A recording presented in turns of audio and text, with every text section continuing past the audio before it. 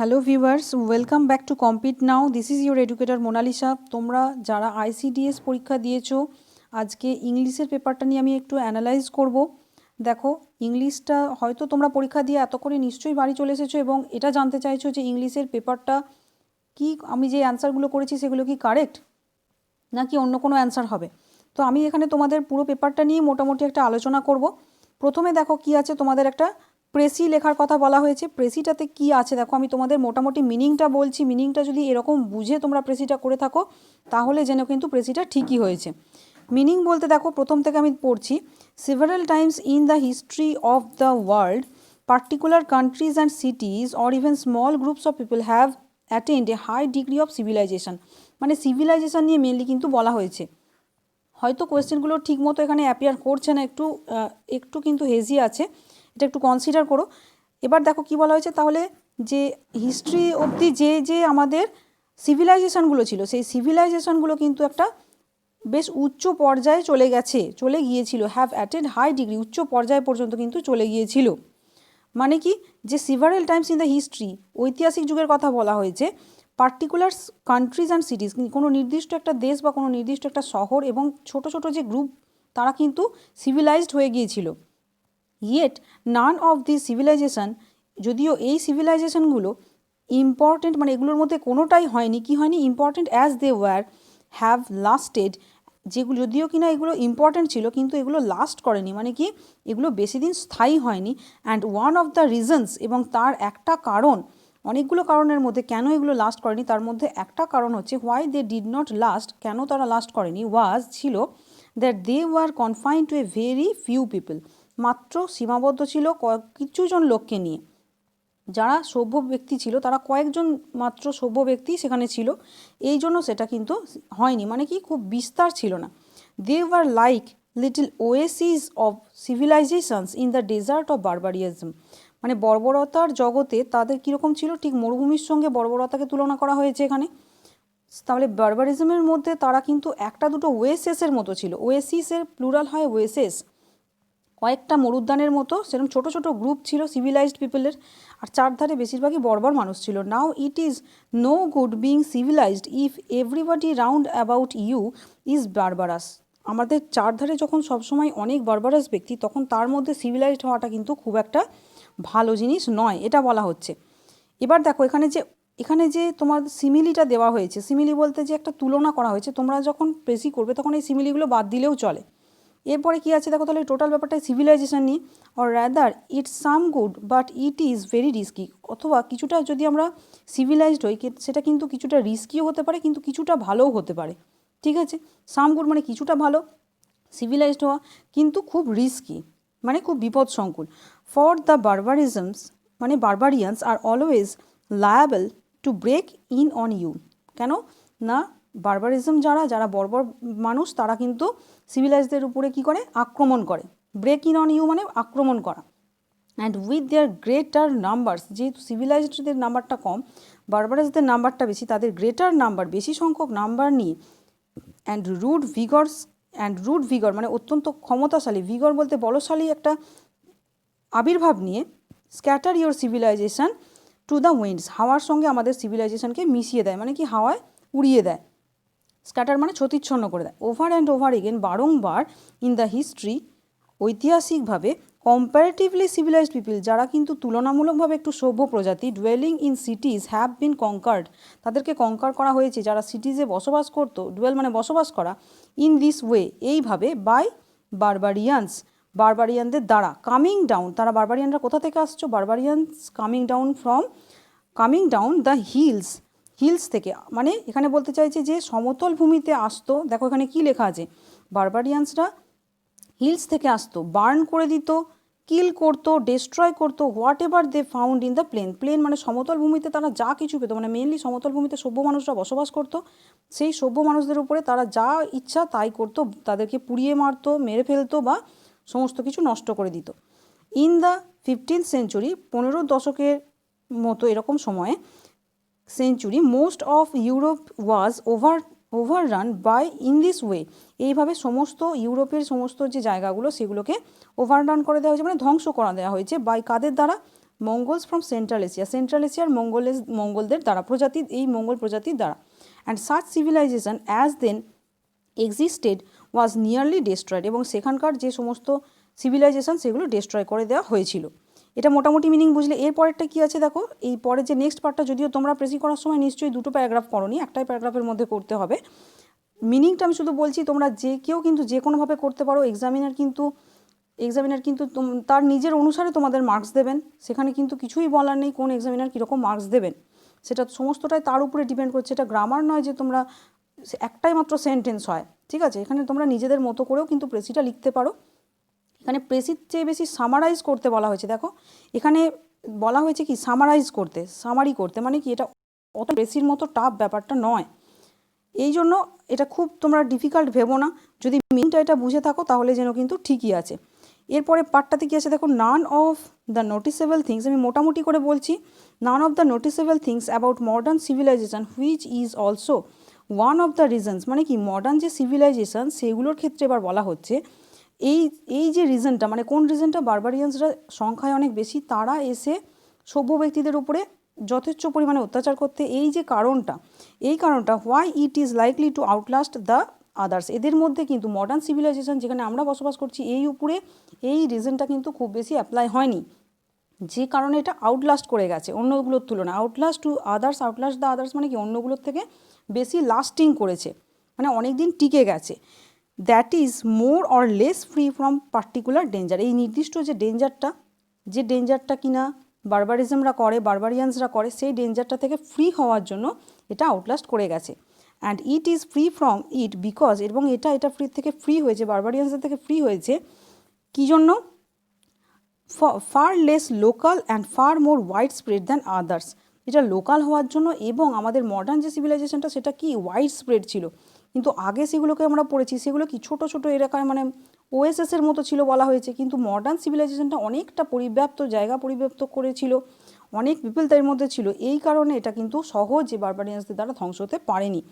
দেখো, so widespread indeed that it already covers a large part of আর্থের একটা বিশাল পরিমাণ জায়গা নিয়ে এটা কভার করে থাকার জন্য এটা কিন্তু কিছু এফেক্ট হয়নি, বুঝলে। তাহলে এখানে তোমরা মোটামুটি এরকম একটা টাইটেল দিতে পারো যেটা সিভিলাইজেশন নিয়ে বলছে, দ্য স্টোরি অফ সিভিলাইজেশন এরকম বলতে পারো, বা সিভিলাইজেশনস অফ ওয়ার্ল্ড এরকম করেও একটা যে কোনো টাইটেল দিতে পারো, কারণ সবটাই দেখো সিভিলাইজেশন নিয়ে দেওয়া হয়েছে, বা সিভিলাইজড ভার্সেস বারবারিয়ান্স এরকম ধরনের দিতে পারো।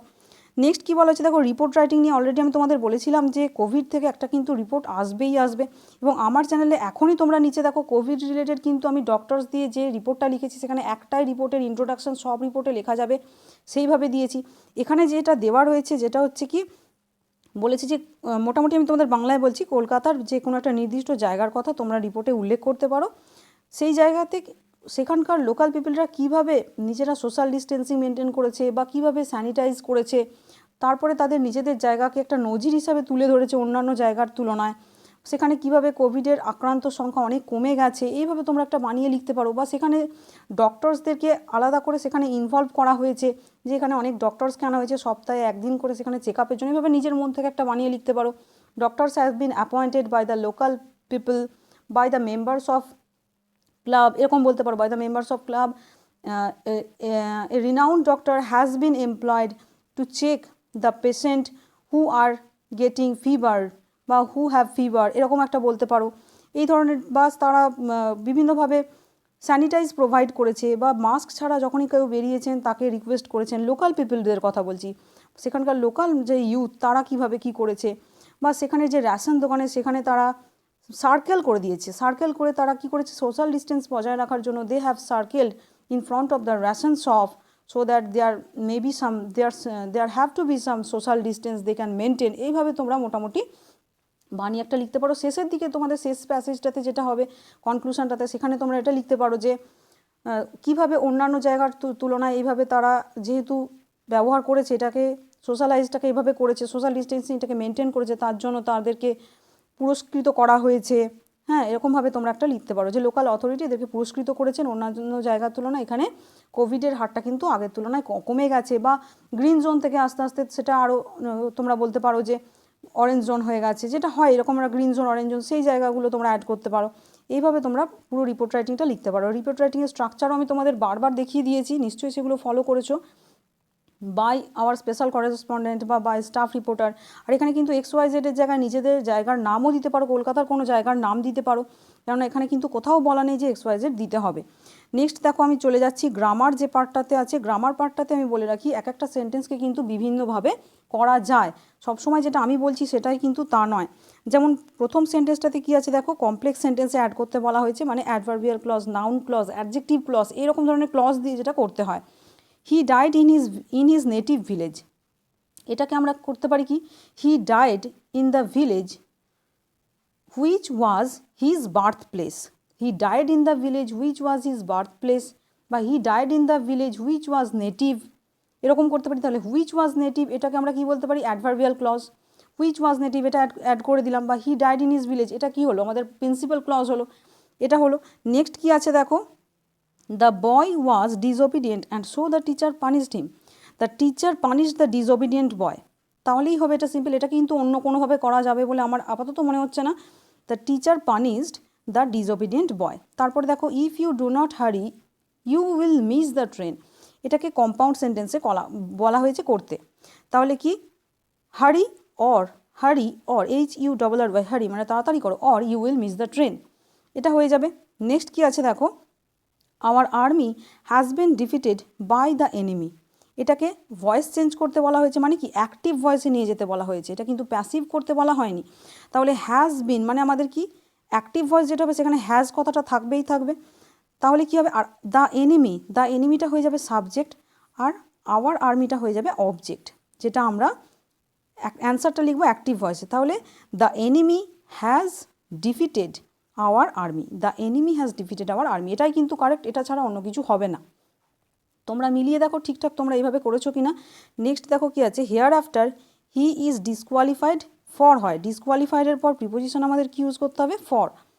এরপরে কি, হি ইজ এক্সপার্ট ইন, দেখো এক্সপার্ট ইনও হয় অন হয়, এটাতে একটু কনফিউশন যদিও থেকে যাচ্ছে, কিন্তু ইনটাই আমার মতে কারেক্ট হবে। এরপরে দেখো, হি ইজ ইন্টেন্ট অন হয়, ইন্টেন্ট আপন হয় না, ইন্টেন্ট অন মানে প্রবণতা, ইন্টেন্ট অন ভিজিটিং নরওয়ে, না নরওয়েতে ভিজিট করা তার একটা প্রবণতা রয়েছে। Next, he said my master is writing letters, indirect speech করা হচ্ছে, তাহলে কি এখানটাতে যেহেতু প্রেজেন্ট কন্টিনিউয়াস আছে এটাকে শুধুমাত্র পাস্ট কন্টিনিউয়াসে করতে হবে। পাস্ট কন্টিনিউয়াসে কি হবে, ইজ ওয়াজ হয়ে যাবে, বাকিটা সেম থাকবে, আর সেডের জায়গায় তোমরা চেঞ্জ করবে আর এই ইনভার্টেড কমাগুলোকে অমিট করবে, এটা খুব ইজি ছিল।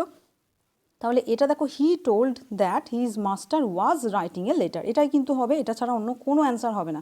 হি told that his master was writing letters, a letter নয় letters. He called upon God and said that he was ruined, এটাকে কি করতে বলা হয়েছে দেখো, একটু এটা তোমাদের ঘোরালো ছিল মনে হতে পারে। এক্সক্ল্যামেশন মানে কি, এক্সক্ল্যামেটরি মার্ক, মানে এক্সক্ল্যামেটরি মার্কটা ইউজ করতে হবে। আর চেঞ্জ ইনটু ডাইরেক্ট স্পিচ, মানে যেটা আমাদের ডাইরেক্ট স্পিচে নিয়ে যেতে হবে, ইনডাইরেক্ট নয়। এটা তাহলে কি কোয়েশ্চেনটা ছিল সেই ফরম্যাটে আমাকে নিয়ে যেতে হবে। এখানে কি বলতে পারি, কল আপন মানে হচ্ছে আবেদন করা বা একটা নিবেদন রাখা, ভগবানের কাছে নিবেদন করছে, তাহলে সেটাকে আমি ক্রাইড করতে পারি, হি ক্রাইড ও গড, হি ক্রাইডের পর কমা, হি ক্রাইডের পরে কমা দেবে, কমা দিয়ে তারপরে ডাবল ইনভার্টেড কমার মধ্যে ও গড, তারপরে করবে কি একটা এক্সক্ল্যামেটরি মার্কস দেবে। He cried oh God I am ruined, আমি ধ্বংস হয়ে গেছি। আই অ্যাম রুইন্ডে আইটা ক্যাপিটাল হবে, আই অ্যাম রুইন্ড লেখার পরে আবার ডাবল ইনভার্টেড কমা ক্লোজ করে তারপরে ফুল স্টপ, তাহলেই হলো আই অ্যাম রুইন্ড আছে বলেই সেই জন্য তো হি ওয়াজ রুইন্ড করা হয়েছে, তাই না। আই অ্যাম রুইন্ড মানে প্রেজেন্ট ইনডেফিনাইট ছিল, সেখান থেকে দেখো পাস্ট ইনডেফিনাইট করা হয়েছে। এরপরেরটাতে দেখো সিনোনিম দেওয়া আছে, ফেরোসাস, এটা আছে কি ফেরোসাস মানে কি হিংস্র, হিংস্র বলতে পারো, তো ওয়াইল্ড বলতে পারো। তাহলে এটার অপোজিট বলতে বলেছে, অপোজিট মানে কি হবে, জেন্টেল মানে ভদ্র, ফেরোসাস মানে অভদ্র বা হিংস্র যেটাকে বলা হয় উত্তেজিত, তার থেকে কি হবে অপোজিটটা জেন্টেল। এরপরে কি আছে দেখো, অর্দি মানে কি যোগ্য, তাহলে এটা কি অযোগ্য, দেখবে ডিজার্ভিং ক্যান্ডিডেট আমরা বলি, তাহলে ডিজার্ভিং অর্দির পরিবর্তে আমরা কী দেবো, অর্দির যদি সিনোনিম দেয় তাহলে হবে ডিজার্ভিং, অর্দি তার সঙ্গে হবে ডিজার্ভিং। এরপরে দেখো, হি টকড অফ অথবা ক্রাইড আউট এগেনস্ট ইনজাস্টিস মানে কি, যেটা কিনা কিছু খারাপ হচ্ছে, ইনজাস্টিস হচ্ছে, জাস্টিস হচ্ছে না, অন্যায় কিছু হচ্ছে, তাহলে সেটার সঙ্গে বা টক অফ মানেটাকে শোনো, টক অফ মানে কথা বলা, ক্রাইড আউট মানে বিরোধিতা করা, মানে চিৎকার করে বলা, ভলিউম নিয়ে বলা, তাহলে ক্রাইড আউট মানে কি, এখানে যখন ইনজাস্টিস কিছু হচ্ছে সেটার এগেনস্টে কেউ কিছু বলছে, সেটা কি শুধু কথা বলা বোঝায়? সেখানে কি বোঝাচ্ছে যে সে কিন্তু খুব খুব জোরে সেটাকে প্রতিবাদ করা টাইপের বোঝায়, তাই জন্যে ক্রাইড আউটটা বেশি হবে। ক্রাই আউট বা ক্রাইড আউট যেটাকে বলা হয় সেটা বেশি হবে। ক্রাই আউট মানে কি, জোরে বলা বা সেটার বিরোধিতা করা। এরপরে দেখো আই ওয়াজ লেট ইন্টু আর পুট ইন্টুটা হবে না। পুট ইন্টু মানে বলতে পারো ভেতরে রাখা বা রেখে দেওয়া, বা বলতে পারো কখনো মান্য করা, ক্যারি আউট বা ওবে, এটাকেও আমরা পুট ইন্টু বলতে পারি আর কি। তো আই ওয়াজ লেট ইন্টু মানে কি, অধিকার দেওয়া, কাউকে সেই পরিমাণে অধিকারটা দেওয়া, মানে বলতে পারো যে অ্যালাউ করা। তাহলে তার সিক্রেটের মধ্যে তাকে অ্যালাউ করা হলো। I was let into her secret মানে কি, আমি তার সিক্রেটের মধ্যে লেট ইন্টু হলাম, মানে অ্যালাউ করলো, সে সিক্রেটটা আমাকে জানতে দিল। নেক্সট আছে কি দেখো, হি প্রেডিক্টস অন বা হোল্ডস আউট, মানে প্রেডিক্ট করলো মানে কি, প্রেডিক্ট করা মানে কি বোঝায়, যে ভবিষ্যৎবাণী করা। আর হোল্ড আউট মানে কি, হোল্ড আউট মানে হচ্ছে রেজিস্ট, প্রতিবাদ করা, প্রতিরোধ করলো। No promise for future prospect, ফিউচারের যে প্রসপেক্ট মানে প্রত্যাশা, ফিউচারের প্রত্যাশা নিয়ে প্রতিবাদ করাটা ঠিক মানাচ্ছে না। দেখো ফিউচারের প্রত্যাশা নিয়ে প্রেডিক্ট করে, ফিউচার কী হয়, প্রেডিক্টই তো করে, ভবিষ্যৎটা কী হয়, ভবিষ্যৎবাণীর সঙ্গে দেখো যায়, তাই জন্য প্রেডিক্ট অনটা হচ্ছে কারেক্ট অ্যান্সার। এবার দেখো ট্রান্সলেশনটা যেটা আছে, ট্রান্সলেশনটা কিন্তু খুব ইজি যে ছিল তা কিন্তু নয়। ট্রান্সলেশনটা আমি যেটুকুনি পড়লাম তাতে কিন্তু খুব ইজি ছিল না। তোমাদের এখানে যেটা করতে হতো, প্রথম যে সেন্টেন্সটা খুব বড়, এটাকে তোমরা একটু ছোট করে লিখতে পারতে, ছোট করে 2-3টে সেন্টেন্সে ভেঙে করতে পারতে, এতে কিন্তু কোনো প্রবলেম নেই। পুরো এত বড় সেন্টেন্সটাকে ছোট সেন্টেন্সে কমা দিয়ে যদি অ্যাড করো, বা প্রথমে ছোট করে লিখে নিলে ফুল স্টপ দিয়ে, তারপরে ফুল স্টপগুলোকে কমাতে কনভার্ট করে দিলে, এরকম করে যদি করতে পারতে তাহলেও কিন্তু হতো। খুব যে সহজ ছিল এটা কিন্তু নয়। তো দেখো এই অবধি তোমাদের, এখন আমি ভিডিওটা এখানে শেষ করছি।